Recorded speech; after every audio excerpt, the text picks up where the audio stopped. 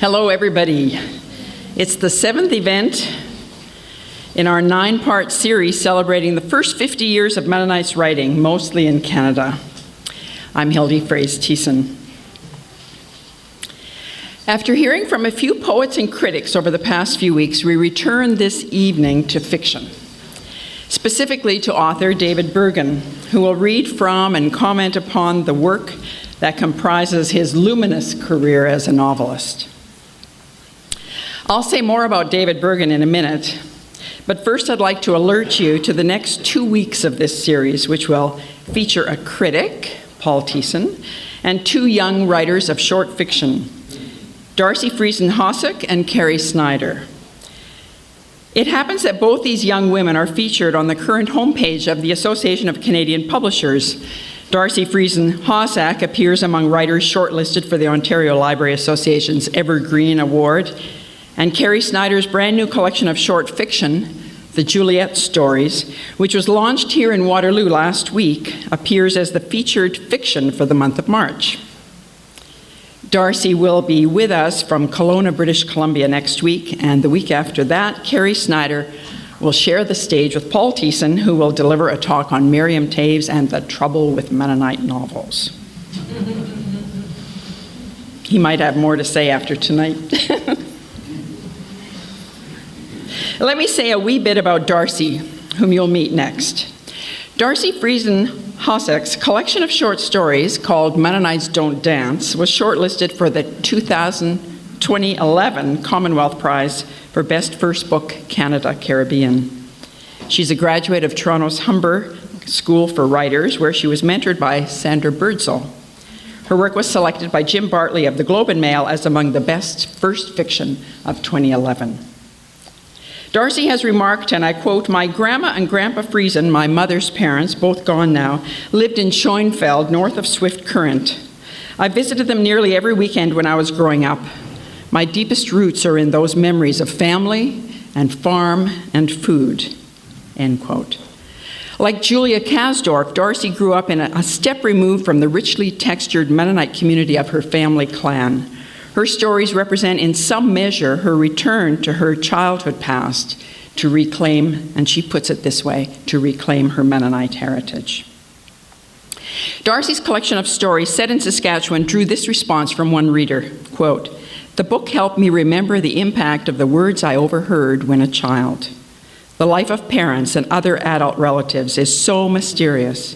A sensitive child is always listening, watching for some phrase, a tone of voice or action that will bring meaning, that will illuminate the mystery of why these persons in whom we have trusted behave as humans and fail and let us down and cruelly hurt us, and then sometimes take us back in their arms with love. A sensitive Mennonite child listens hard," this reader observes. Darcy's stories sometimes, as one reviewer has observed, recalling the short fiction of Alistair MacLeod, reveal something of what that sensitive child might have seen and heard. Next week, Darcy Friesen-Hossack will comment on her journey home and read from what fellow writer Andreas Schrader has called her vivid, breathtaking book. So I hope you'll join us. But tonight, David Bergen. David Bergen was born in the small town of Port Edward near Prince Rupert, British Columbia. And within a few years of his birth, his family, he was the 4th of 6 children, moved first to Hepburn, Saskatchewan, and then to Calgary, and finally, as Bergen was moving into his teens, to Niverville, Manitoba, about a half-hour south of Winnipeg on the east side of the Red River. Niverville would serve as a model for the town of Lesser, featured in Bergen's first novel.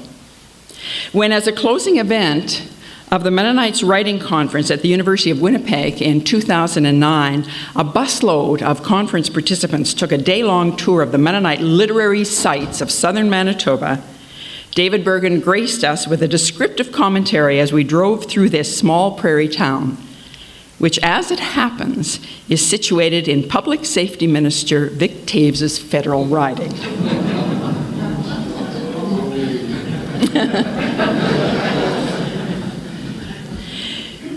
Boy, I hope Vic Toews isn't listening.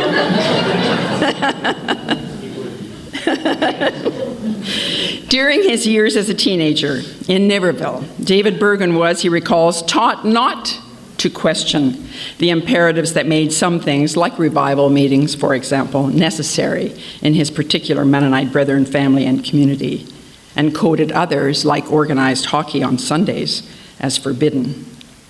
Responding directly to his being raised within a fairly conservative religious context, he would remark much later that the tendency of the church to stifle questions and criticism affected his decision to write fiction. Writing is a way of figuring things out, he's been quoted as saying. If you can't ask certain questions in church, maybe you can ask them in fiction. Though he resists being pigeonholed as a Mennonite writer, and this is not an unusual posture, Bergen acknowledges the impact of his cultural and religious heritage on his work, especially the impact he's felt from growing up with the Bible. Similar, he's remarked, to the impact the Bible has had on writers like Cormac McCarthy or Flannery O'Connor. He spoke of this to an interviewer, remarking that, and I quote, "The cadence, the language, the darkness and the light, the contrast between the two. I think if you grew up memorizing all these scripture verses in huge passages, it's bound to influence you," end quote. David Bergen left Niverville for British Columbia after high school. He attended Columbia Bible Institute for 2 years, and upon his return to Manitoba, he soon married at 21, earned a diploma in communication studies at Red River Community College, and then a Bachelor of Education from the University of Winnipeg. In the late 1980s, he and his wife Mary, along with their 4 children, spent 3 years in Thailand with MCC. His first short stories began to appear in literary magazines around that time, and his first collection of short fiction, Sitting Opposite My Brother, which included several stories that had already won literary awards, was published by Turnstone Press in Winnipeg in 1993. His first novel, A Year of Lesser, followed in 1996. By the end of that year, that first novel had been named the McNally Robinson Book of the Year, Manitoba's top literary prize, and had been cited a notable book by the New York Times. David Bergen's next 4 novels, after A Year of Lesser in 1996, appeared at regular 3-year intervals. See the Child in 1999, The Case of Lena S. in 2002, The Time in Between, 2005, The Retreat, 2008. His most recent novel, The Matter with Morris, came 2 years later in 2010. All these novels have been shortlisted for and or been awarded major literary prizes, regionally, nationally, internationally. The Case of Lena S. was finalist for the Governor General's Award for English Language Fiction and won the Carol Shields Winnipeg Book Award, for example. The Time in Between won the Scotiabank Giller Prize. The Retreat, which was longlisted for the Giller Prize, won the McNally Robinson Book of the Year Award and the Margaret Lawrence Award for Fiction. And The Matter of Morris was shortlisted also for the Giller. In 2002, after teaching high school in Winnipeg for about 10 years, David Bergen stopped that sort of regular teaching to write more or less full-time, that is, except for occasional teaching for the Humber School for Writers or in the Banff Centre Literary Arts Program or the University of Winnipeg. I remember when I interviewed him almost 20 years ago, near the beginning of his career as a writer, he described stealing minutes to write during recess when he was teaching school, or in the car while he waited for one of his 4 children to emerge from a practice or a lesson. Now he works in an office in the Exchange District of downtown Winnipeg. "I have an office with a computer, a few of my favorite books, a comfortable chair for reading," he told an interviewer not long ago, "and 2 windows that open onto a view of an old brick 5-story building with an ancient fire escape." He added, "I have a phone, but no internet hookup. I do not like being disturbed." Sorry, I misquoted, distracted. Reviews of David Bergen's work speak of his unornamented yet resonant prose and his profound emotional impact. They draw attention to his exploration of relationships of all kinds between lovers, children, parents and children, of community and family entanglements. They use words like erotic and carnal, and trenchant and compelling and humane and life-affirming, even as they speak of themes of guilt and loss and desire and spiritual crisis. Reviewers remark on often hapless yet endearing characters, a dark and melancholic tone, often finally relieved by optimism or redemption. Some find hope and fear in perfect balance. They draw attention to narratives that evoke the pathos of ordinary lives while raising serious and lasting questions about how to be in the world. Fellow writer Miriam Taves has said, David Bergen is a master of taut, spare prose that's both erotic and hypnotic. Rudy Wiebe has applauded Bergen's capacity to write a story illuminated by the most difficult of human necessities, knowledge and forgiveness. Bergen himself, commenting on his own work, has said, I think fiction allows you to explore those things in a very free way that nonfiction doesn't, that talking doesn't, that lecturing doesn't. And further, novelists are probably lucky in the sense that they get to say things that other people don't get to say. David Bergen's 7th novel is scheduled for release by HarperCollins this fall. He says it represents a substantial departure from the work he's done so far. I'd like to hear more. Maybe he'll say more. It's time for him to speak. I'm so pleased that he's agreed to join us here tonight to reflect on and read from his work. So please join me in welcoming David Bergen.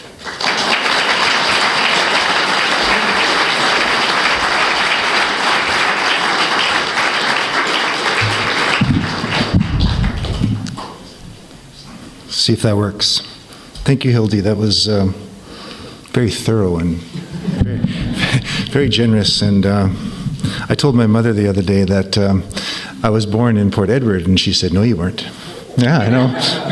She said, you were born actually in Prince Rupert, and all this time I've been thinking I was born in Port Edward. So we were close.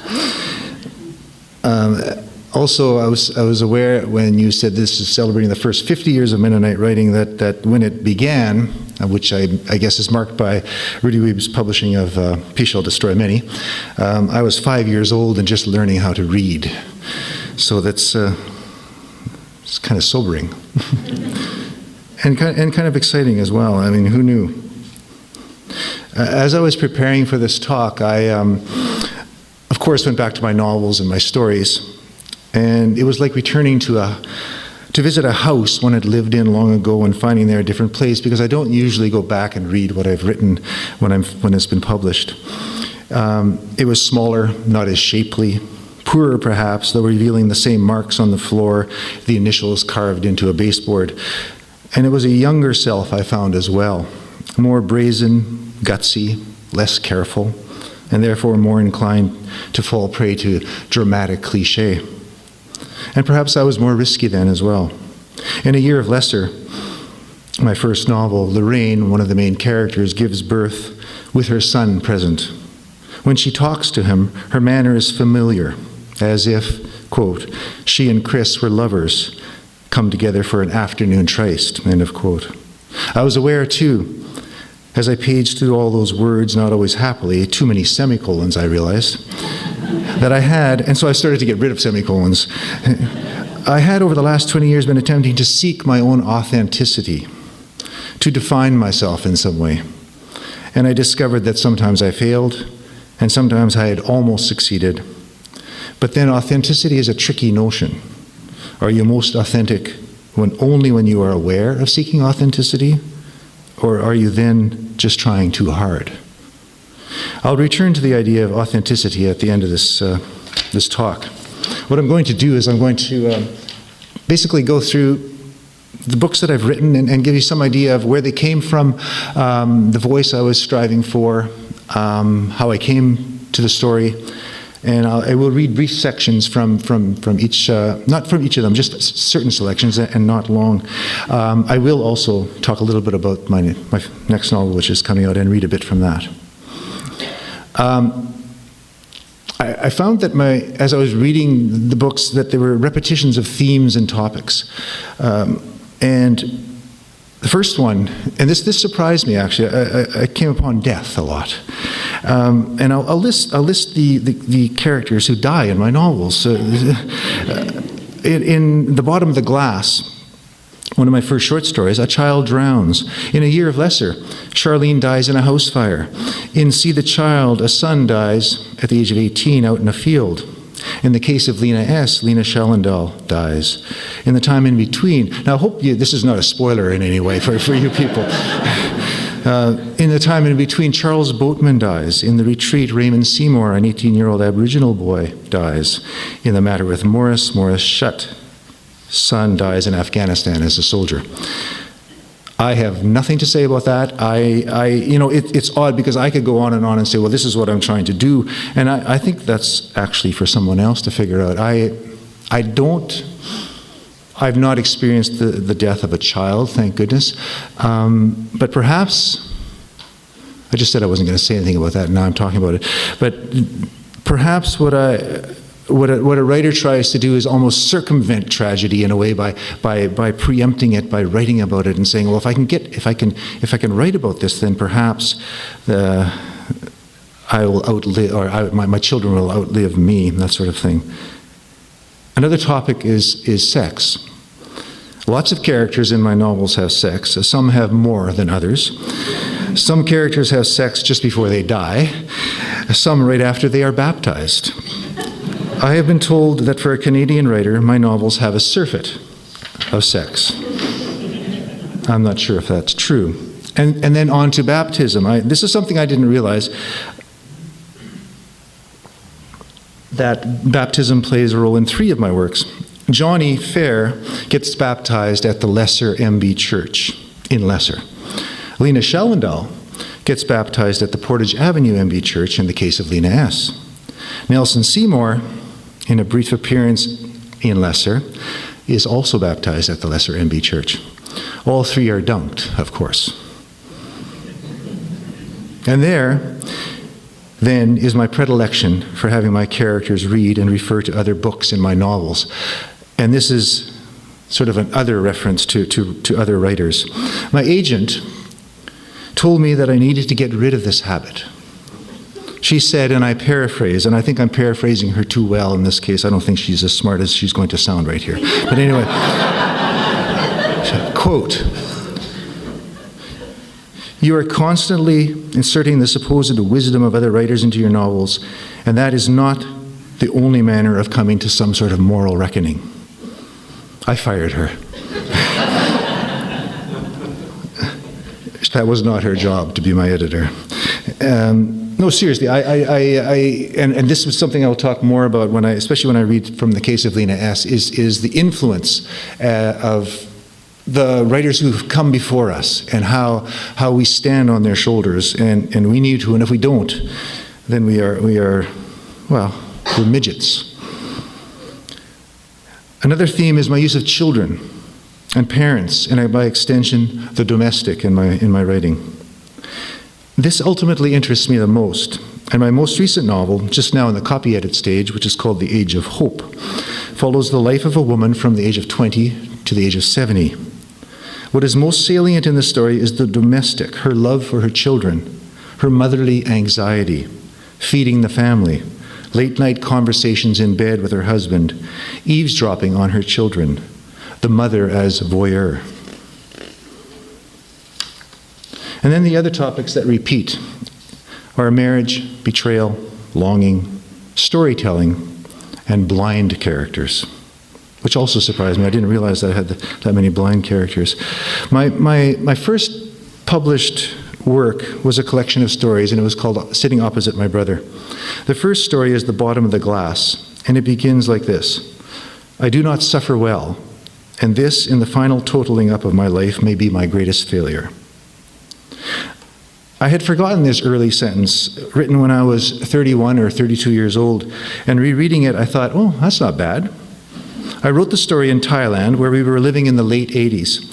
I would write longhand, and then in the evenings, when our 2 young children were sleeping, I would test my stories on my wife as the night closed in and the bugs beat against the lights hovering above us. I was more hopeful then as a writer, believing that if one could write the perfect story or the perfect novel, the world would take note. The story is written in the present tense, it's first person, And all of the stories, save 2 in this collection, are first person. One is first person plural, and that one is a humorous sketch, not really a story.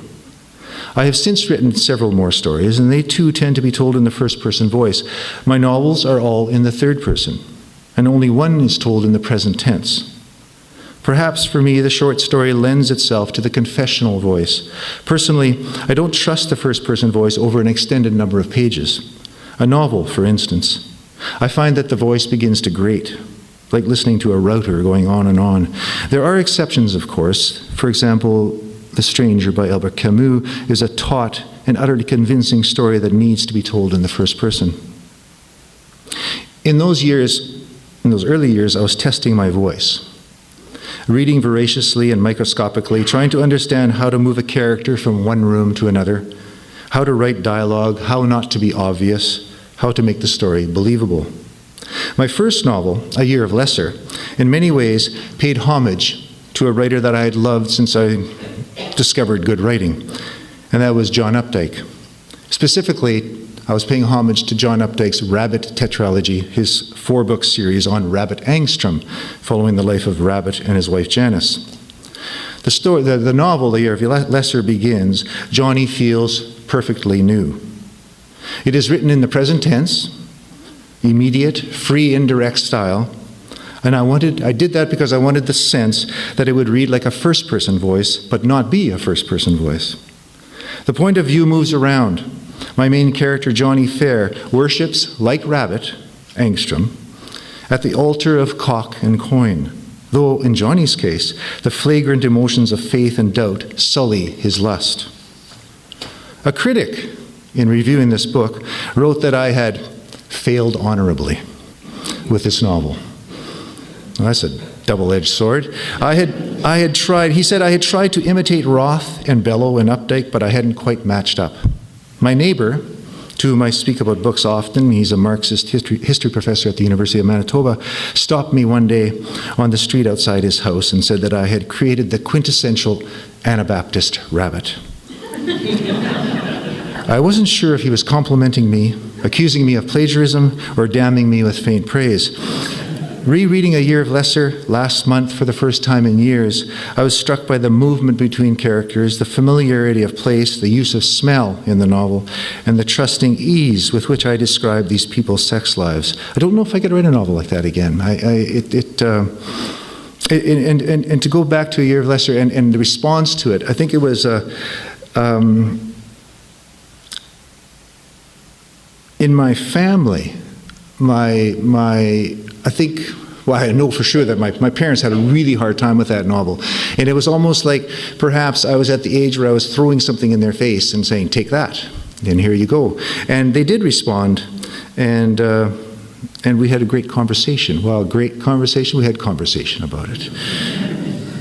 But this is not to say that we can't have conversations, and I do talk to my parents about it. And interestingly, I had breakfast with them recently, and my mother asked, what are you working on? And I said, well, I'm writing a novel about an older woman. And I looked at my father and I said, you're going to like this one. And he said, Yeah. I still love the structure of A Year of Lesser, and structure to me is very important in writing a novel. I remember it came to me halfway through the writing that the novel would be set out in quarters, with 3 chapters per quarter, the action taking place over 1 year. And the town was called Lesser, and so it would be A Year of Lesser. Titles are funny. People still come to me and say they read my novel, The Year in Lesser, One Less Year, or More with Lesser.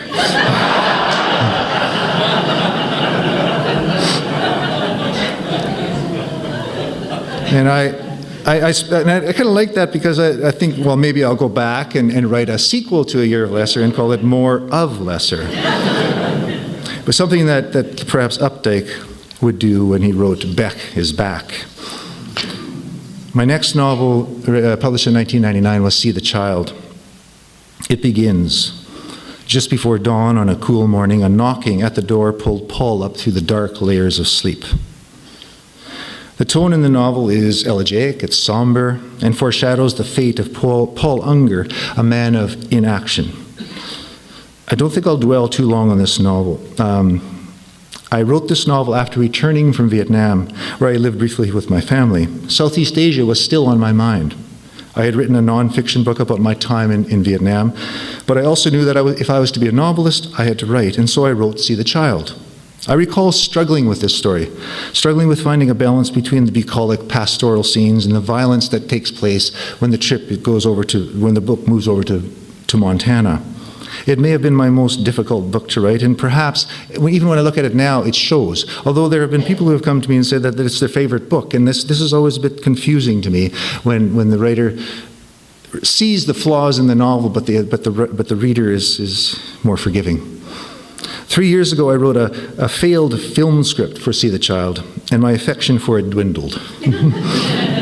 I discovered that it lacked a lightness, that the main character, Paul, was a poor imitation of Hamlet, the melancholy ruminator without the beautiful language.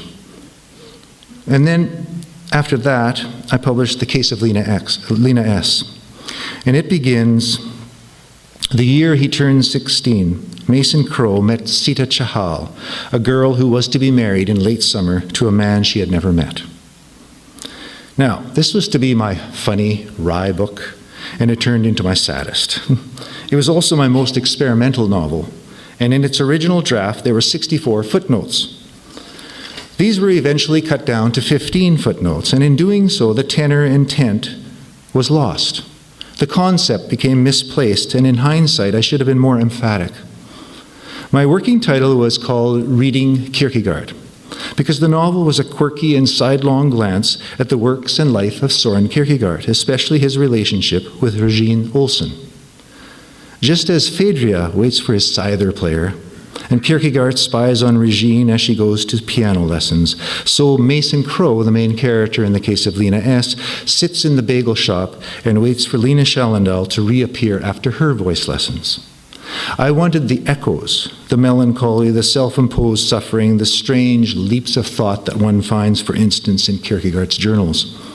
It was also a book about writing and reading.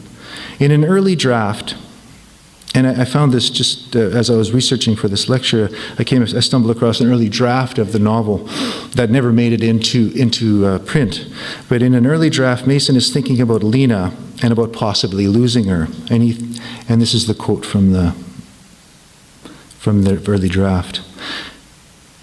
He pushed his way through the fallen leaves and thought of his own story, that he would write about a blind man and some young girls dancing with one another along a road, and the man would play the flute and the harp, and the book would be called The Ferryman. But the main story would be about a boy who watches a girl as she walks to voice lessons, and how the girl knows she is being watched and one day confronts the boy in front of her house. She would be wearing a red turtleneck. Her nose would be slightly large. She would be pigeon-toed. Long, thin legs, and her left breast smaller than her right. Not too much physical description. Her mouth, the dead tooth. Her shoulders all white. And the girl would love the boy, and the boy would love the girl, and no one would die, and that would be the story. Of all my novels, I'd have to say that Lena remains my favorite. The epigraph is from Kierkegaard.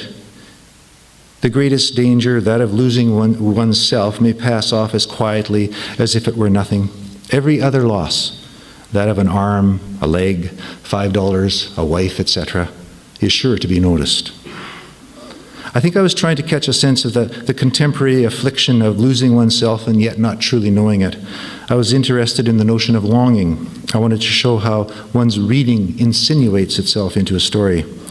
And that is why I'm going to read from The Case of Lena S. briefly, just to give you a sense for how I was trying to show how my reading had found its way into the writing of this book.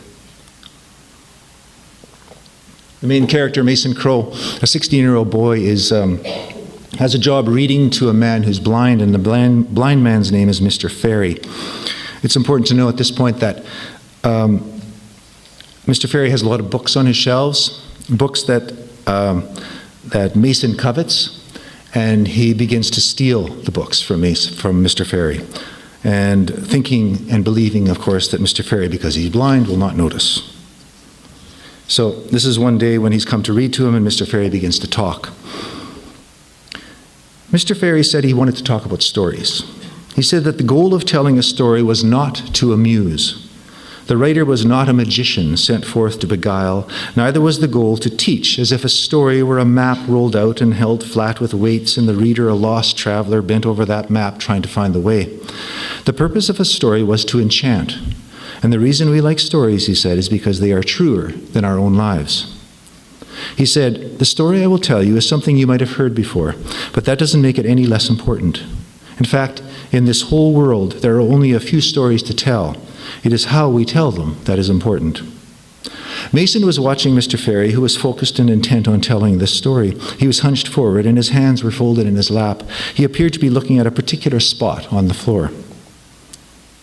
I once knew a woman called A, Mr. Ferry said, who one October found herself at a hotel in Gimli, which looked out onto the lake. She was married, but she had come alone to take some time to gather her thoughts.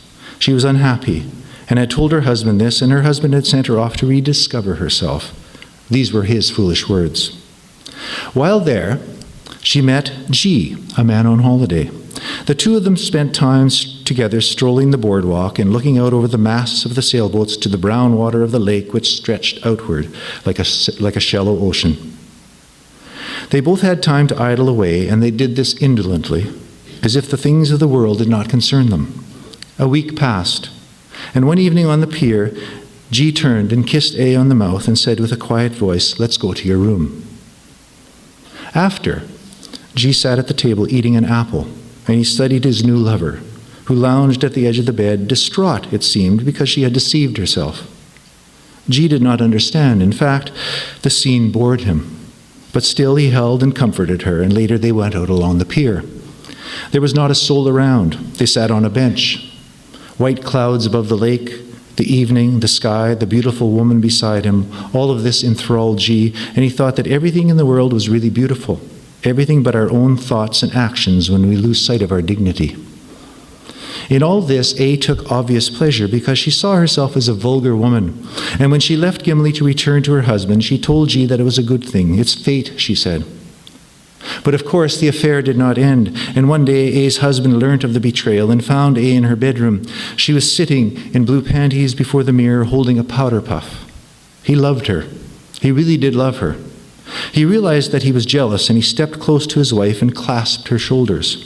He saw his brown, hairy hands on her white shoulders. He asked her to be honest, and she half turned, her upper body twisting at the hips, and she sat, a lifeless being, a mannequin made of wax and silk lingerie, and she said very slowly, "I never miss you." "Oh, so you don't love me," the husband said, and A said, "No." "Aha, I see," said the husband, and then he said, "I'm going to kill you." And A said, "Kill me."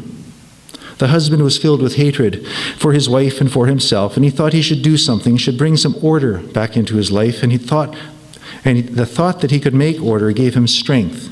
And he left his wife and went out into the city to look for the man who was the lover of his wife, but he did not find the man, nor did he want to find the man. The husband was pathetic and weak, and if he had lived in a time when duels were acceptable, he would have suffered shame rather than be shot. He loved his wife. At this point, Mr. Ferry stopped talking. His eyes were closed. Mason asked, "And so?"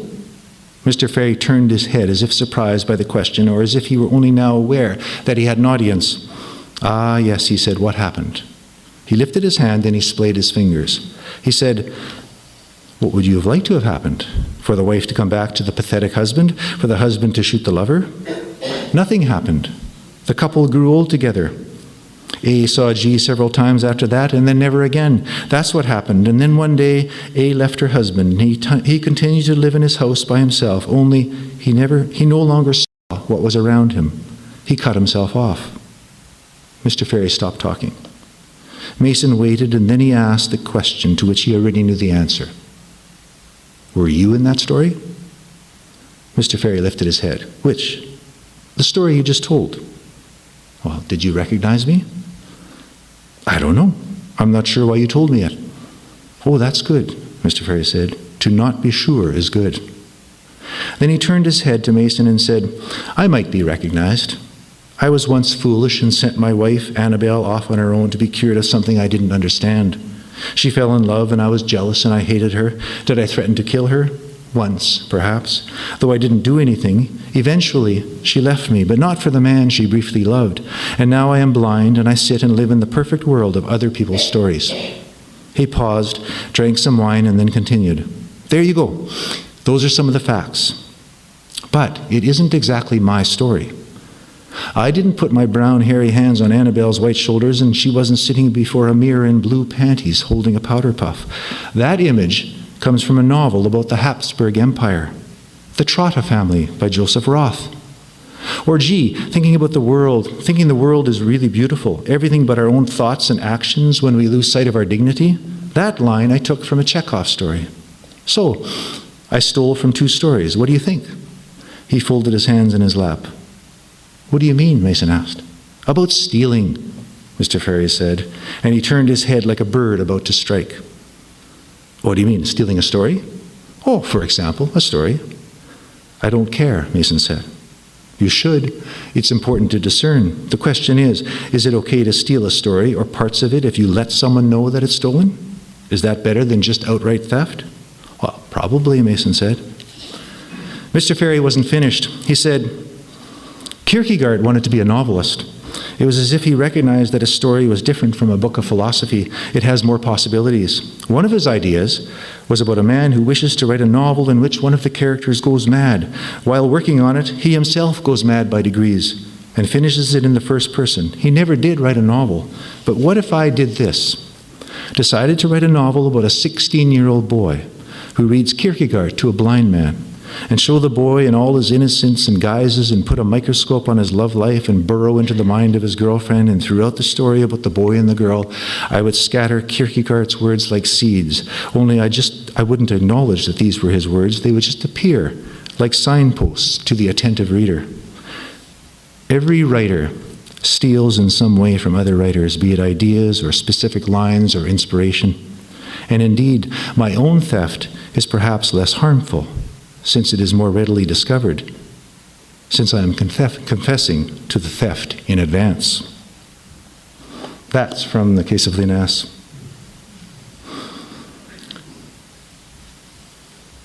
My next novel was The Time in Between. As I noted earlier, upon returning from Vietnam, I had written a non-fiction piece. I showed it to various people. I showed it to my wife, my friend Larry, one of my first readers, my agent, and then my editor.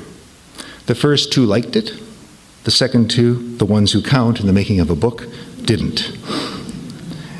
The nonfiction book was an account of my search for a North Vietnamese writer, Bao Ninh, and the essence of the story was the failure of that search and the failure of finding a home in the heart of Vietnam.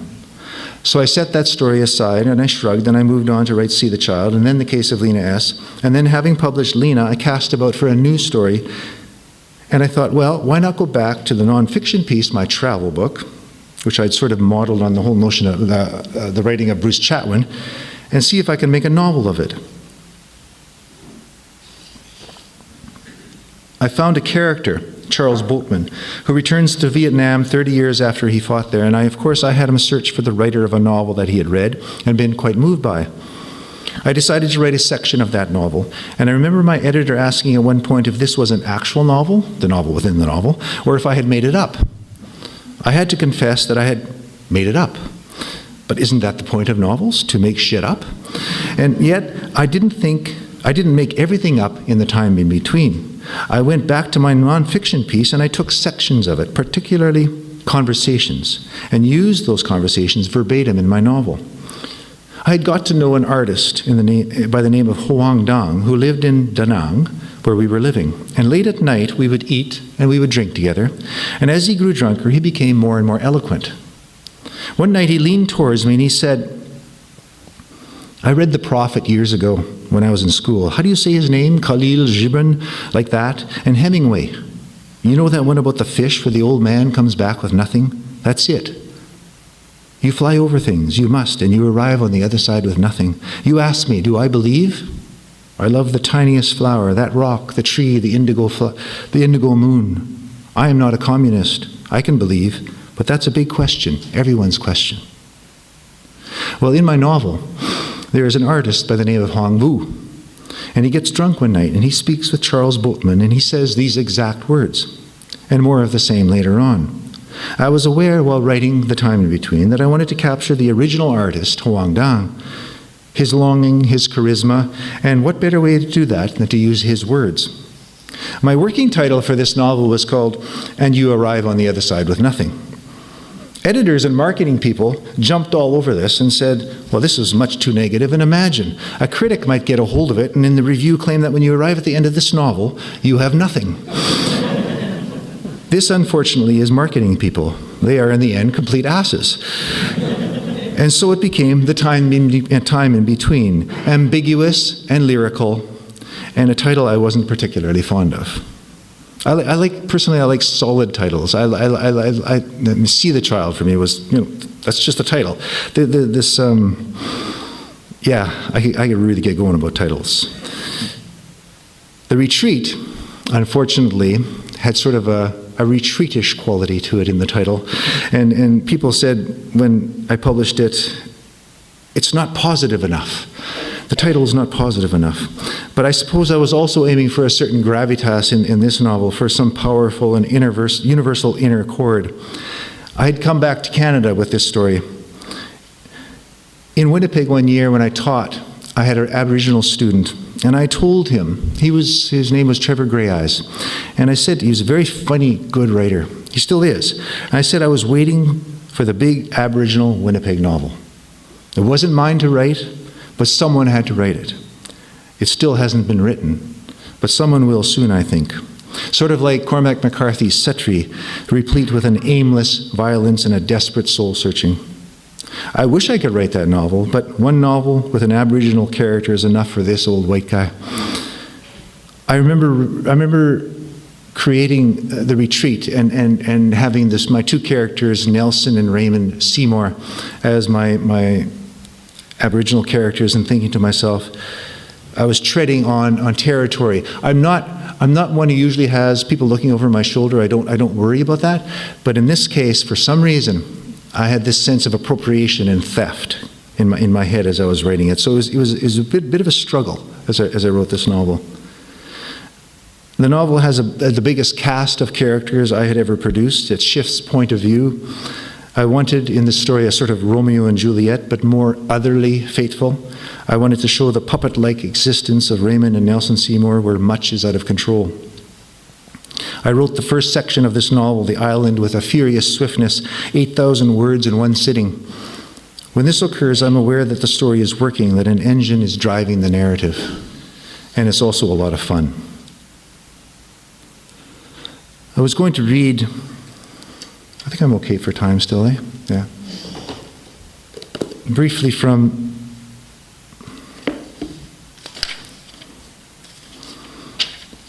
The Retreat. Raymond has moved off of the reserve and he's living in a cabin. And his brother Marcel, who's older, who's a lawyer, comes to visit him. In October, his brother Marcel stayed a night at the cabin on his way from Vancouver to Montreal.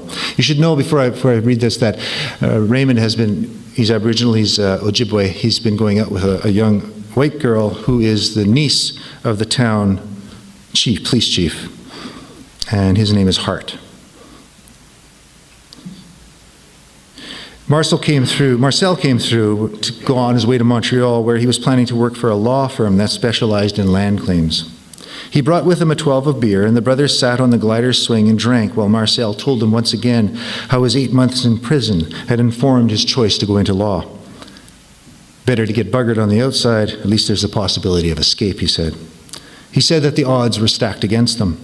I'm not whining here, but the fact is, Ray, you can choose to lie down and let the man drive over you, or you can do the driving, and that's what I'm doing, the driving. He paused and opened another beer. I met this girl in Vancouver, studied law together. Her father's a bigwig in the court system there, lives in a big house overlooking the harbor, except the neighbor's tree, a huge cedar, was blocking the view, so he hired someone to poison the tree. His daughter, Naomi, my girlfriend for a while, told me this. She told it as if this were perfectly acceptable. Our problem, is we're too nice. You see, most people, when they want something, they go out and get it. There's a lesson to be learned here. Marcel was wearing a dark blue suit jacket, and the collar of his shirt was folded over the jacket's collar. The shirt's top 3 buttons were open, and he wore a gold chain with a fat pendant. His watch, quite expensive looking, moved back and forth over his wrist when he lifted his arm, and he said that he loved coming home. You should leave, Ray, and then you'd appreciate this more. I'm fine, Raymond said. I don't need to leave. I'll tell you what. I'm 12 years older than you. You plan on doing something stupid? Give me a call and I'll talk you out of it. He pointed at his chest. I'm 30.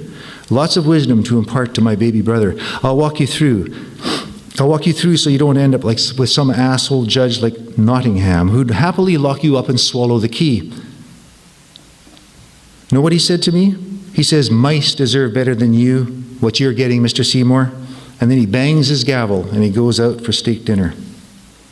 In the sky, the stars fell. In bed, before sleeping, Raymond listened to his brother tossing on the nearby mattress. Marcel, he said, out of the darkness, I could come up with you to Montreal. I'd find work, take care of your place, cook, clean, stay out of your way.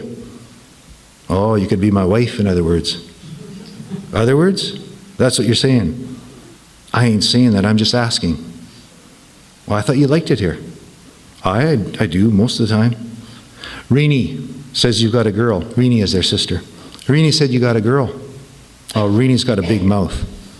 What's her name? Ellis. Hart.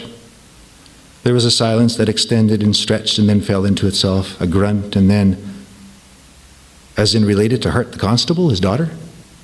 Niece. Oh, she's the niece. That's what I said. Oh boy, who do you think you are? Jesus, Ray, this isn't heaven. Oh, she likes me. A laugh, derisive and disbelieving. Oh, she likes me. Whoop-de-doo. Listen, little brother. Hart's in Nottingham's pocket, and this Ellis is in her father's pocket. And even if it seems she's jumped out of her father's pocket into your pocket isn't big enough to hold her, or keep her, or whatever it is you want. Maybe you want to marry her. Forget it. Marcel laughed, a slight snort and then a bark, and the sound moved around the room. When he spoke, his voice was softer, cajoling and maternal. What would you cook? Oh, noodles with cheese, hamburgers. We'll stop there. Back in the 70s, this is a story which takes place in Winnipeg last month. I'm in DeLuca's, just to give you some background for that. We'll get to DeLuca's later. Back in the 70s, to refer to Nottingham here, in Kenora, there was a court judge by the name of Nottingham. And he was notorious for banging his gavel and going early for lunch. He would just lock people up, especially the First Nations people. He liked to send them to prison. I had read about him, and while writing my novel, I introduced a character who was a judge, and I called him Nottingham. Only while in the copy editing stage did I think, what if Nottingham is alive and he sues me? This is quite possible. Libel laws, etc. And so I tracked Nottingham down and found, to my relief, that he was dead. He died in the 90s. And then, I'm being a bit facetious here, but he had died. It had nothing to do with me. And then standing one day in the line at DeLuca's, which is an Italian store on Portage Avenue close to my house, the woman in front of me asked, "Are you David Bergen?" And so I told her the truth. I said I was. And she said that she had recently read The Retreat. She came from Kenora. Her best friend was the daughter of Judge Nottingham. And when they were both young, her best friend married an Ojibwe man from Kenora. You can imagine, she said, and she said goodbye. It was an odd and exhilarating encounter where fact and fiction meet, and it reinforced for me once again this idea that there are only a few stories to tell, and it is the manner of telling that counts, although I think her nonfiction story was better than mine.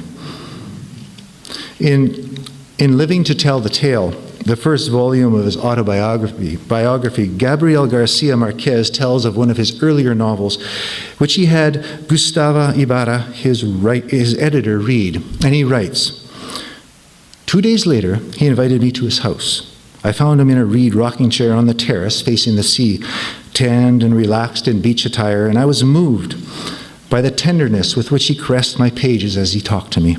A true teacher who did not deliver a lecture on the book or tell me if he thought it was good or bad, but who made me aware of his ethical values. When he finished, he observed me with satisfaction and concluded with this everyday simplicity. This is the myth of Antigone. Marquez continues, from my expression, he realized that I did not understand, and he took the book by Sophocles down from his shelves, and he read to me what he meant. The dramatic situation in my novel was in essence the same as Antigone's. I had not noticed their emotional affinities until then. I felt my soul stirred with happiness and disillusionment. That night, Marquez says, that night I read the work again, with a strange mixture of pride at having coincided in good faith with so great a writer and sorrow at the public embarrassment of plagiarism. After a dark week of crisis, I decided to make some fundamental changes that would rescue my good faith, still not realizing that it would not resemble one by Sophocles. At last, resigned, I felt I had the moral right to use a sentence of his as a reverential epigraph, which I did. I quote that because I really like that image of a young Marquez suffering a dark week of crisis because he unknowingly borrowed from a writer who produced work 3,000 years earlier, and then making substantial changes, finally claiming his moral right by inserting an epigraph. As an author, it is bewildering at times to think of all the books one has read and how they introduce themselves, sometimes unwittingly, into one's own writing. I've used other writers in my own writing. I mentioned John Updike in A Year of Lesser. The three words, see the child, which are the title of my second novel, which are in fact the first line from Blood Meridian by Cormac McCarthy. Kierkegaard, Chekhov, and Joseph Roth are inserted into the case of Lena S. The retreat holds Cormac McCarthy dear. In fact, near the end of the novel, an old man appears, driving a pickup and talking about dogs and making jokes. On this man's pickup are the letters CM, my nod to Cormac McCarthy. I was confessing the theft in advance. When writing The Time in Between, I was aware of The Sheltering Sky by Paul Bowles and the tragic misapprehension of a foreign place. Which brings me to my most recent novel, The Matter with Morris. It was a departure. It was great fun to write. I started it when I was 51 years old, and it starts this way. It begins this way. Morris Shutt, aged 51, was a syndicated journalist, well-liked and read by many, who wrote a weekly column in which he described the life of a 51-year-old man who drove a Jaguar, was married to a psychiatrist, played pickup basketball, showed a fondness for Jewish novelists, suffered mildly from tinnitus, had sex once or twice a week, depending on how much wine he and his wife drank, and who cared for his mother, a hypochondriac and a borderline narcoleptic. That's the first sentence. Now, I will say this right off. My mother is neither a hypochondriac nor a borderline narcoleptic, and I do not drive a Jaguar. Maybe it was my age. I was interested in a different voice at that time in my life. Maybe I was heeding the advice of my eldest son, who told me one day that I should look to Saul Bellow. Or maybe I decided that the complaining reader was correct. Oh, Mr. Bergen, your novels are so bleak, and where is the humor? Perhaps they were saying, where is the spiritedness? My template for this novel was Herzog by Saul Bellow. Morris is a Herzog imitator in many ways. Like Herzog, he writes letters, but he writes them to people who are still living. He dresses in fine clothes. He is of an age where he is trying to understand how to occupy his space in the world. I was aware while writing this novel that I was stepping on sacred ground, that I might be accused of overusing Bellow. And so in order to acknowledge my debts, I made my own character, Morris Shutt, aware of his affinity to Herzog. He reads Herzog, understands him, is obliged to him. In fact, my epigraph, "Oh, for a change of heart, a change of heart, a true change of heart," is Herzog's line.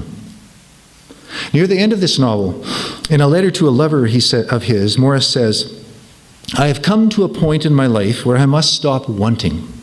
I must learn to stand alone, to inhabit this space given to me and not reach greedily for more. I want, I want, I want." This has been Morris's mantra for so many years, even when he thought he was being altruistic. Then, while working with my copy editor, Bernice Eisenstein, she wrote me a note, and she said this, I want, I want, I want, is from Henderson, the Rain King, which, as we know, is Saul Bellow. And as you have written it, it appears to be Morris's thought. his own mantra for so many years. Putting it in italics will only make it look like an emphasized personal thought, and quote marks won't work either. Shouldn't it be added that his mantra comes from an identification of a character that he's read? And if that's added, then the line can be in italics. And also, if that is added, then it gives Morris also another awareness and admittance of seeking his own authenticity. Well, upon reading this note by Bernice, I was embarrassed. I should have known, though it had been 30 years ago that I had read Henderson, The Rain King, and I felt my soul stirred by happiness and disillusionment. I changed the context. I had Morris become aware, as Bernice suggested, that he was seeking his own authenticity. And in doing so, I was conscious of another level at play here, that I, as the author of Morris, was also seeking my own authenticity. My novel that, and this will probably take about 6 more minutes, my novel that I'm publishing this fall is called The Age of Hope. It follows the life of a woman by the name of Hope Coop, who grows up and lives in a town called Eden, Manitoba. And starts at the age of 20 and goes to the age of 70. And very much modeled.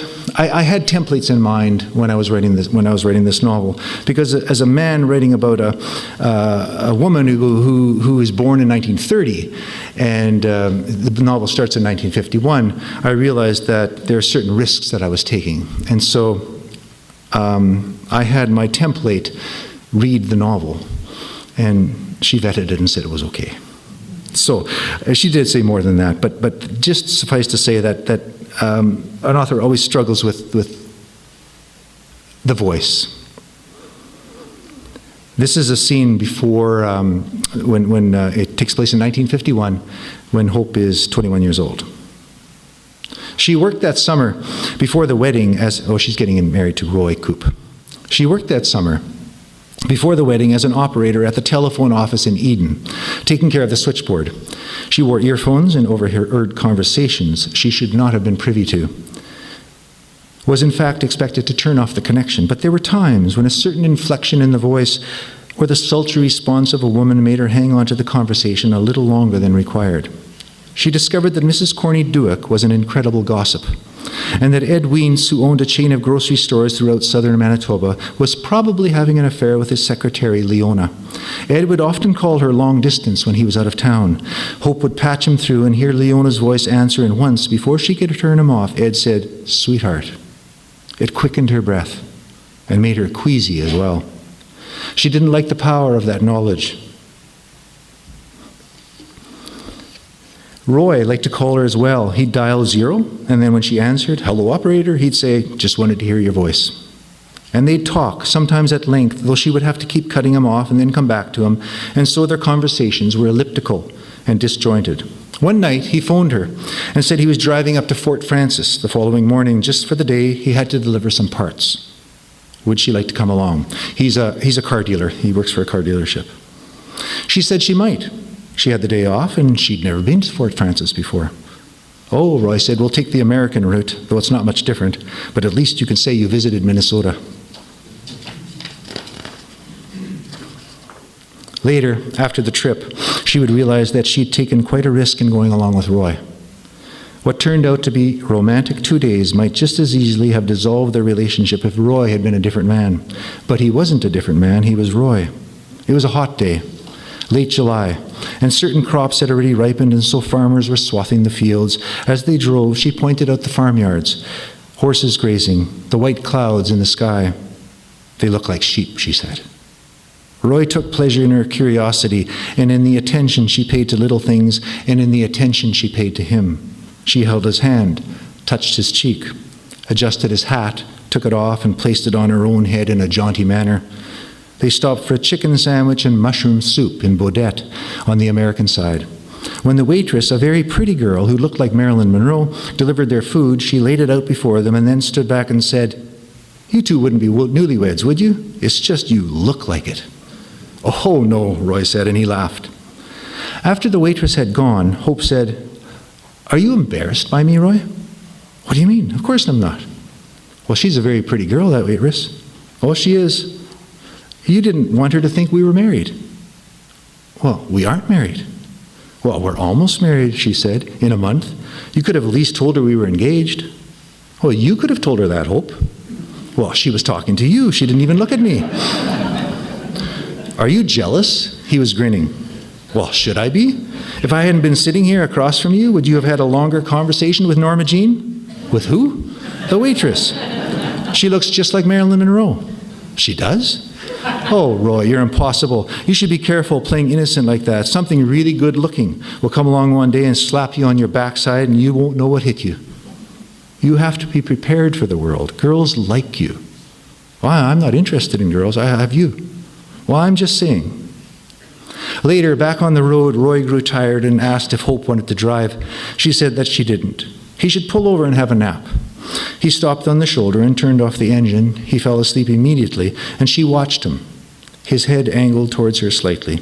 She had rolled her window down halfway. A fly entered the car and landed on Roy's hat brim. She waved her hand. The fly took off and came back and landed on his cheek, crawling down to his slack mouth. She spent the next 15 minutes shooing the fly, keeping it off Roy's head as he snored lightly. When he woke, he did so with a start, as if embarrassed by his vulnerability. Was I snoring, he said. Not a bit, she said, and she folded her hands in her lap. She had imagined that he would deliver the parts to the garage in Fort Francis and they would head back to Eden immediately. This was not to be. He said he wanted to pay a visit to a doctor.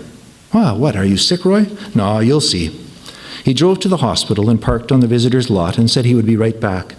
She sat and waited, and then got out of the car and she walked about. She was glad that she had worn a sleeveless dress, what with the heat, though she wished she could remove her nylons and let her legs feel the breeze.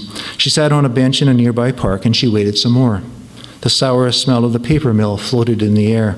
An hour passed, and she wondered if Roy had abandoned her. She thought she might be feeling resentful, but counseled herself to be patient. She wished that he were more thoughtful, that he wouldn't just take her for granted. Oh, she said to herself, if I go away, no matter how long, I'll come back and Hope will still be there, prepared to shoo flies from my face. When he finally reappeared, he was walking with a shorter man with a square face, older than Roy. They stood beside the car and they talked. They walked around the car.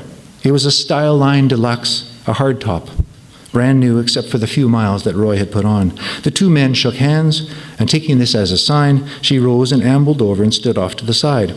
Finally, she was noticed. Not by Roy, but by the other man who stepped towards her and held out his hand and said, Dr. Chellis. Oh, hi, I'm Hope Coop, Roy's wife. Oh, your husband here just sold me his car. He did? She looked at Roy, who was studying her and shaking his head. Yes, he did. He's quite the salesman. In any case, you're coming to our place for dinner tonight. You'll have to spend the night as well, as Roy here has just sold out your transportation from underneath you. Nice to meet you, Mrs. Coop. We'll meet you again at the house. You go on ahead. I'll let Florence know. Driving over to the doctor's house, Roy was silent. Well, she didn't care. Just before they arrived, she said, well, if you're going to treat me like a submissive wife, I might as well be your wife, Roy. You walk away and you leave me for an hour. I wait, and then it turns out that we don't have a car to drive back home. I work tomorrow in the evening. Will we be home by then? And do I want to spend the night in some stranger's house? You might have consulted me. I don't like to be in the dark. Hope I was doing my job. He bought the car. I made $300 in 1 hour, just like that. And now you've jeopardized the sale. How? What have I done? Because I said we're married? What if he finds out? In any case, I don't like to lie. I'm not a liar, Hope. Oh, Roy, goodness, he won't care, and you didn't lie. I did. Oh, Hope, you're so stubborn. His voice was disappointed. They had arrived. The house obviously belonged to a doctor. It was large and made of brick, and second car parked in the driveway. 3 children were playing in the front yard. What's his wife's name? She asked. Florence. Her name is Florence. They were given a bedroom together, because of course they were married. She had not anticipated that this would be the result of her little white lie. And she was amused by Roy's mute acceptance of the fact that they would be sleeping together. Not in the same bed, but in the same room, lying in close proximity, him fully dressed, Hope wearing a nightgown that the doctor's wife had given her. Oh, Roy, you can sleep here, side by side, Hope whispered, pointing at the bed. I promise not to touch you. He shook his head and lay on the floor beside her bed, a small blanket covering him. She giggled, besotted by his rectitude. What a wonderful man. And this allowed her more leeway, more freedom. She held his hand before they slept, talking to him, her arm falling down to touch his chest. Oh, what a handful those children are. Especially that boy, Adrian, she said. Florence must be exhausted. They had eaten late, much later than was typical for them, and the meal, with 3 courses that included a leg of lamb, had gone on and on, with much conversation that eventually turned to politics and then religion, which had been quite interesting because it turned out that the doctor was an atheist. Hope was especially curious about his lack of belief. Oh, not a lack of belief, he clarified. I believe in humanity, in caring for one another, in the continuation of the species. I just don't believe in God. What? How's that possible? Hope asked. Where did you come from? Where are you going? The doctor's wife tried to temper the conversation, though she was quite occupied with the food and the children, but by then the talk had turned elsewhere. Back to cars, perhaps, or to hunting and fishing, activities the doctor was especially fond of. In the middle of the night, when Roy thought that Hope was sleeping, he rose and left the room and went down the hallway to the doctor's bedroom, and he knocked on the door.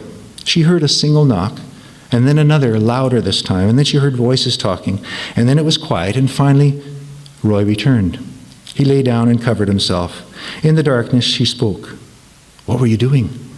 Silence, and then I was talking to the doctor. Now? What time is it? 3:00. You woke him? Yes. What were you talking about? I told him that you and I weren't married. We are engaged, though. I thought he should know. Oh, so the deal is off then? He doesn't want the car. He didn't care. He laughed. He said that I worry too much. What else? He called me terrifyingly honest, and then he said, go back to your wife. You feel better? Yeah, I do. And he whispered, as he held her hand, I love you, Hope. You could be stubborn, but I wouldn't have anyone else. And then they both fell asleep. When she woke to sunlight falling onto her bed, Roy was up and gone, downstairs with the doctor eating breakfast.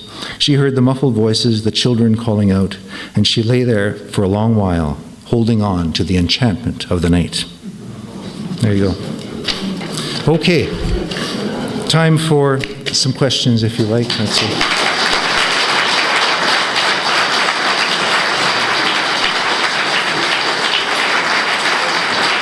Thank you.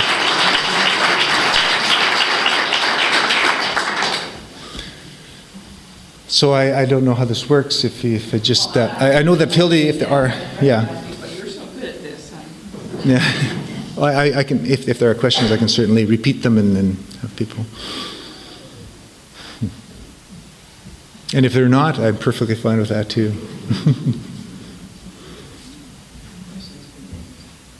There's one back there. That was almost a perfect short story.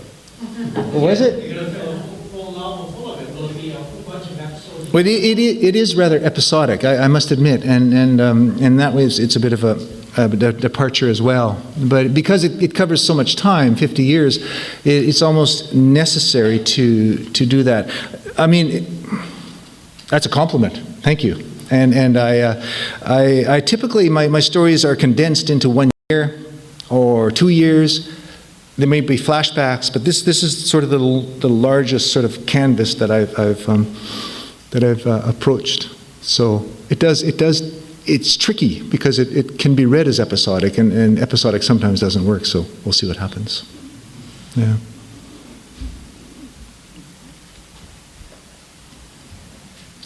I really enjoyed your presentation. You talked about your novel, Lena S., Mm-hmm. and you described it as your favorite. And you said that you were sorry about letting the editor get his or her way with the footnotes. Mm-hmm. And that they were reduced from something like 60-something to 15 or so. But you seem to suggest that really changed the tone of it away from a comic tone or something like that. Can you elaborate a little bit on that? I remember reading the novel closely and being struck by the footnotes, but not, of course, I mean, what was there was there. I never thought of it. So the question was, did the removal of the footnotes in the case of Lena S. change the tone from a what to a what? Well, I thought you had said yourself that it was perhaps meant to be more comic. Well, yeah, I think it was. Or ironic or something like that. And that the changing of the footnote format altered that.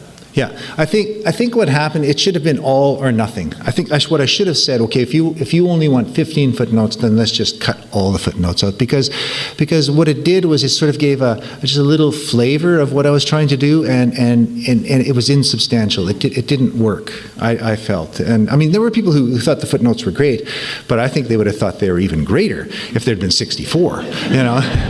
And I suppose it had sort of a postmodern touch to it, where the references were sort of circled around the Kierkegaard and the echoes back and forth, and that's what I wanted. And I wanted the reader to find the signposts that had been laid out that would connect the story back to Kierkegaard. I wanted the ideal reader to find those things. You know, not that the ideal reader exists, but you write for the ideal reader. So I think what I should have done was just said, you know, let's just get rid of all the footnotes and let's just go with a straight ahead story. Yeah. Yeah, David. I'm curious about having the cross references or the resonance of other writers. You talk about doing it explicitly. I'm wondering about, sometimes you do it implicitly, and then other people read it and they miss it completely because they've read a completely different literature when they're reading your book. So they're in fact reading a different book. Yeah. Yeah, and again, It's about that. again, it's the ideal reader. I suppose, this ideal reader in mind that reads the books that I read and it likes the literature that I like and that sort of thing. And you should be able to read the book, any book, at various levels. So there are layers to a book, so that the reader who is not familiar with those writers, fine, read this book as a story, simply as a story, whereas someone else might get something else out of it. So I suppose I'm going for layers in doing that. Or if there are a limited number of stories, they resonate with different writers than the ones that you have deliberately put in. Like you've been putting resonance with Saul Bellow, and somebody else might have read a different literature, but it's essentially the same story told in a different. But Saul Bellow told it better. I would say. Yeah. Yes. You made the comment that the repetition of themes, for example, death, was perhaps a way of circumventing the topic. I'm curious whether the blind character, that sort of surprised me, that a blind character would come up repeatedly.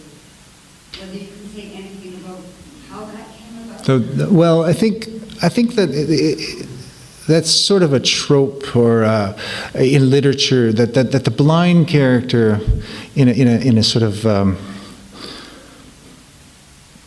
literary way, is the wise one, is the one, and it's almost too easy. It's the one who sees more than the others, and so I think in some ways, though Mr. Ferry, in the case of Lena S., is quite a despicable man, he does see certain things in a way that Mason can't see, or he helps Mason see things that he can't see. So I suppose that and then in the time in between, there's a blind boy as well within the novel, and he has a certain wisdom about him.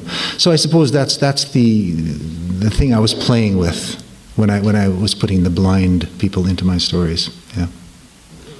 Yeah. Number of hands. Okay. I'll let you read. Oh, okay. We'll go here and then there. Yeah. I'm curious about the editor relationship that you have, whether you have any choice in the editor. I'm thinking about a little bit of choice, the kind of confrontations that may go on, the kind of freedoms you do or don't have. Could you elaborate on that to a non-writer? Yeah. The question is about an editor-writer relationship and the choice of editors and how much invasive editing there is. I used the word invasive, she did not, and so I adapted it. I had a choice. I've been very fortunate to have the choice of certain editors in Canada and to have very good editors, Ellen Seligman and Phyllis Bruce, who are probably the two best editors in Canada at this point. And And so I was very fortunate to be able to, and Phyllis Bruce took A Year of Lesser cold. I just sent it to her, and she read it, and 3 weeks later phoned me and said she'd like to publish the novel, which is really unusual. And then I worked with Ellen Seligman, and then I came back to Phyllis Bruce. One of them is more invasive than the other, and at some point, I find I don't want too much invasiveness in my writing, and so Phyllis takes a larger picture, and she sort of tries to mold the whole story, and she doesn't poke at the little things. And Ellen is probably more a detail person, but very, very good at seeing how things work. Ellen Seligman calls herself a ventriloquist. That she is able, because she works with Michael Landacci and Margaret Atwood as well, and that she is able to hear the voice that the author is trying to portray, and because she works with so many disparate writers and so many different voices, she's able to hear that voice and find that voice with each specific writer, and I think she's right. She can do that, and she's very good at it. As far as how much control I have over. Obviously, with the footnotes, I didn't have a lot of control. Covers, I don't have a lot of control.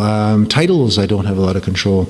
No matter how much I fight for a certain title, they seem to push it aside and say, no, the marketing people don't like that.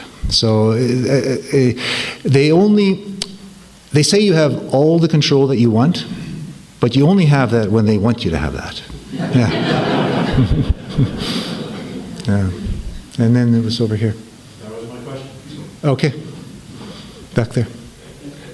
I was here about 20 years ago in this place as a student. Yeah. And you were here reading from, sitting opposite my brother. Well, did I read here? Yeah. Oh, okay.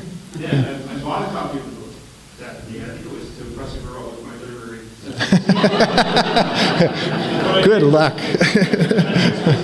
I did end up reading it, and I enjoyed it. And I've read all your fiction since, and really enjoyed it. And I read fiction for the stories. Mm-hmm. And you talk about sort of layers in writing and the ideal reader. I mean, as an author, are you disappointed in a reader like No. who's just No. Because I mean, if you say you made it through all the books, Yeah. oh, excellent. Well, then that's that's all you want. And then the second thing that you want is, did you buy them? Then you're batting 100%. Thank you very much. I don't really care whether you were you enchanted. Thank you. Yeah. I think we were over. There was someone there. Yeah. Letter O'Connor was interviewed, and she said after she fed her peacocks and had breakfast, she went into her study and worked half a day. And the interviewer said, writing? She says, often nothing at all.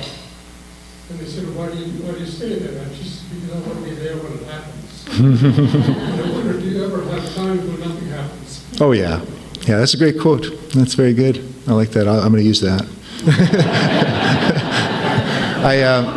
Obviously, there's lots of times when nothing happens, and then you sit and I don't have the internet, so I can't do that.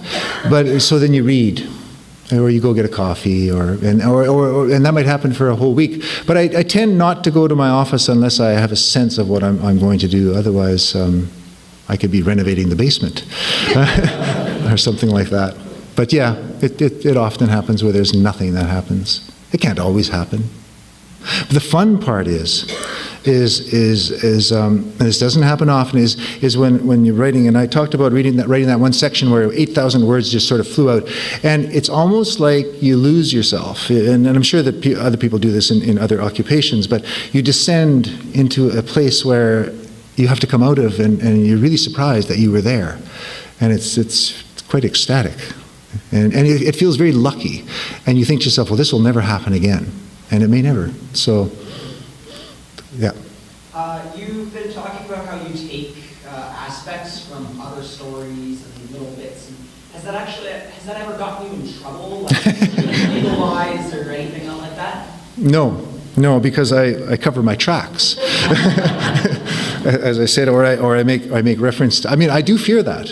In fact, with my first collection, I felt a bit of a fraud, and I wasn't sure why. I thought someone's gonna come up to you, Bergen, and they're gonna say, you couldn't have written those things, or this is not good, or that there was something inside me that doubted my own capability to do it, or that I had done something, I cheated in some way. And so there's always that possibility. But there was a writer recently, an English writer, who wrote a crime novel, and he so desperately wanted to be a writer. And he was about 35 years old.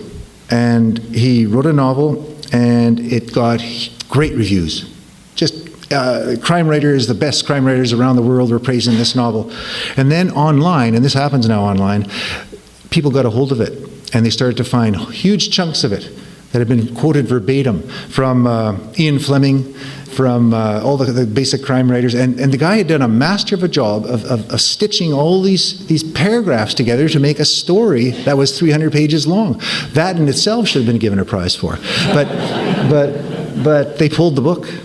They pulled the book. And he said, when an interviewer asked him, why did you do that?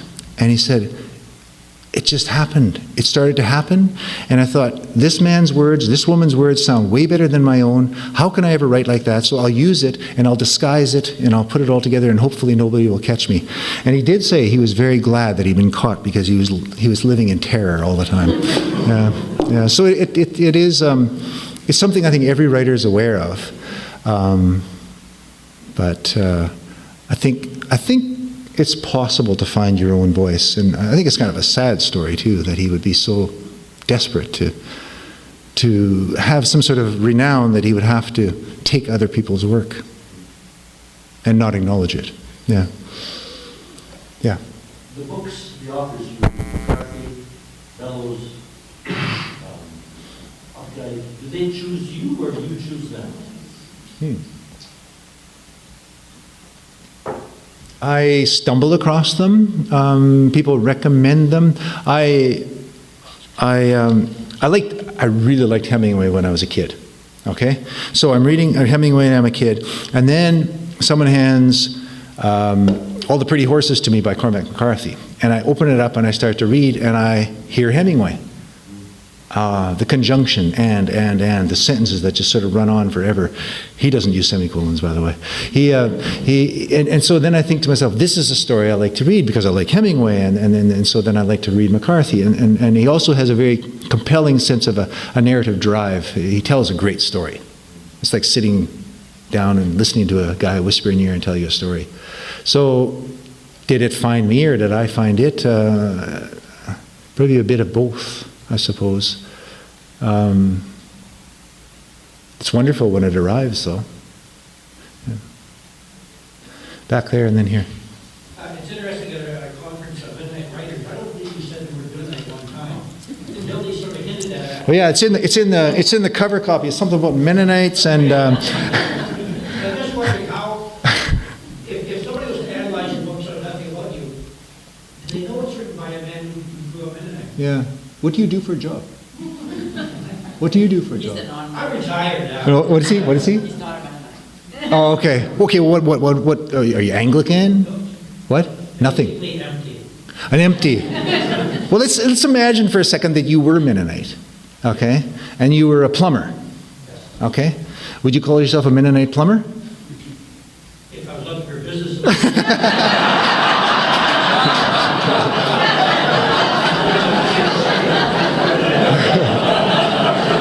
Good one. You're right about Mennonite. No, I know it's a bit facetious. I don't deny that I'm Mennonite. Absolutely, I grew up Mennonite. There you go. I got no problem with that. Yeah, but I knew this question would come up. I mean, it's one that inevitably would because it's a Mennonite writing conference. So I think I am definitely informed by where I come from, and I'm thankful for that. I think Kildee used that quote about having to memorize Bible verses when I was a kid and being taught the Bible. I mean, were there many other things I could have memorized? Yes, but that's what I had to memorize. So that definitely influenced my sense of how to tell a story. My sense of moral compass in the novels that I write, and how I treat my characters and how I imagine their moral compass should work definitely comes from my Mennonite upbringing. My approach to sex would come from my Mennonite upbringing. And you can figure that out on your own. My approach to sex in my writing. That was a little dangerous. Yeah, a bit, yeah.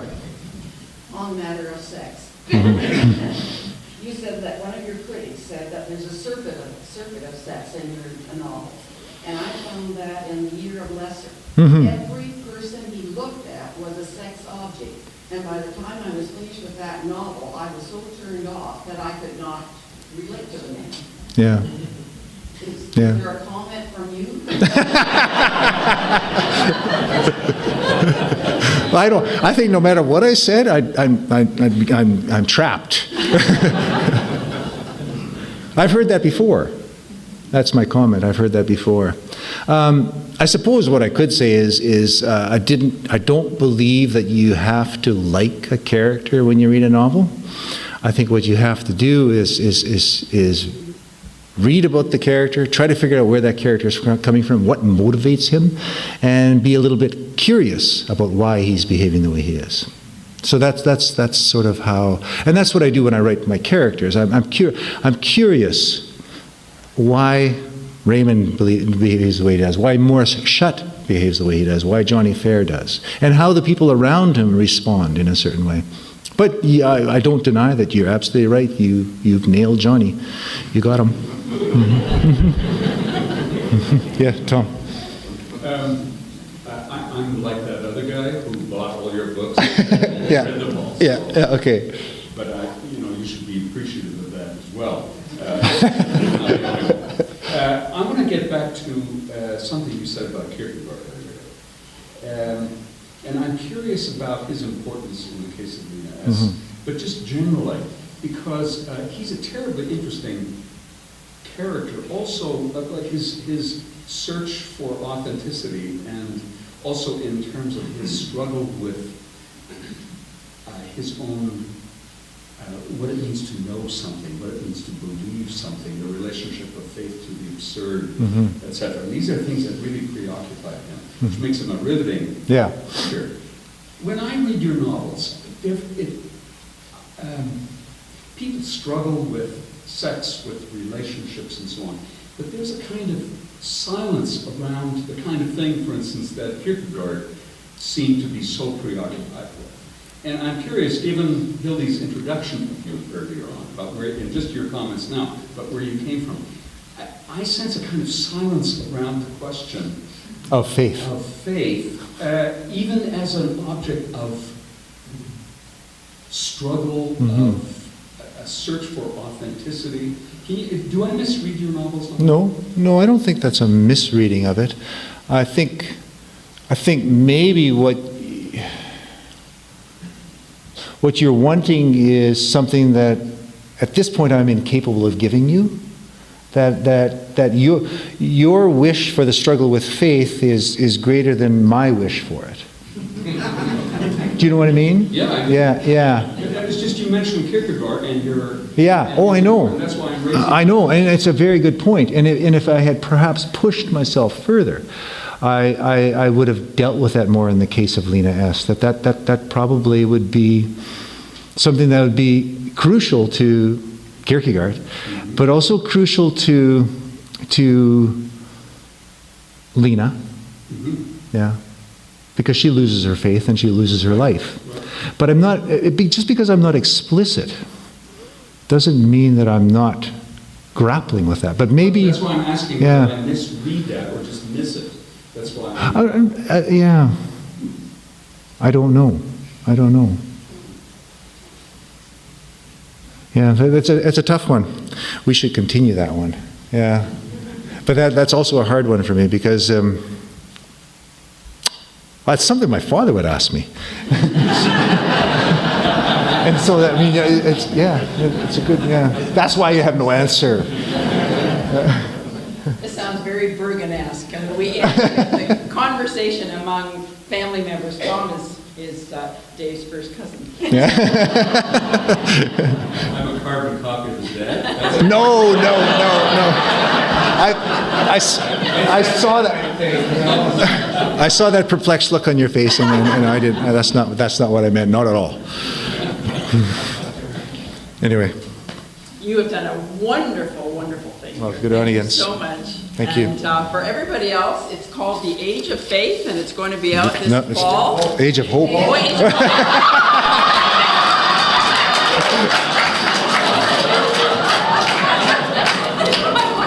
I had it written down. So I think I'll change the title.